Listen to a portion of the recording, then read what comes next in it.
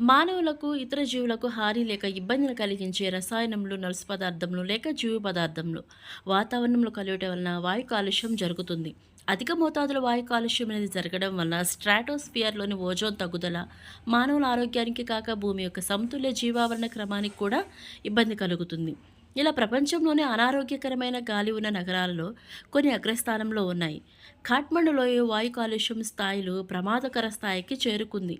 దీంతో నేపాల్ ఆరోగ్య జనాభా మంత్రిత్వ శాఖ ప్రజలను బయటకు వెళ్ళేటప్పుడు తప్పనిసరిగా మాస్కులు ధరించాలి అని విజ్ఞప్తి చేసింది. ప్రపంచవ్యాప్తంగా 101 నగరాల్లో రియల్ టైమ్ కాలుష్యాన్ని కొలిచే సంస్థ ఐక్యూఏఆర్ ప్రకారం కాఠ్మండు ప్రపంచంలోనే అత్యంత కాలుష్య నగరంగా నిలిచింది. Next New Delhi, Chiang Mai, Hanoi, Bangkok, Dhaka కూడా అత్యంత కాలుష్య నగరాల జాబితాలో ఉన్నాయి. రష్యా అతి తక్కువ కాలుష్య నగరంగా పేర్కొంది. ఇలాంటి మరిన్ని అప్డేట్స్ కోసం ప్లీజ్ సబ్స్క్రైబ్ అవర్ ఛానల్.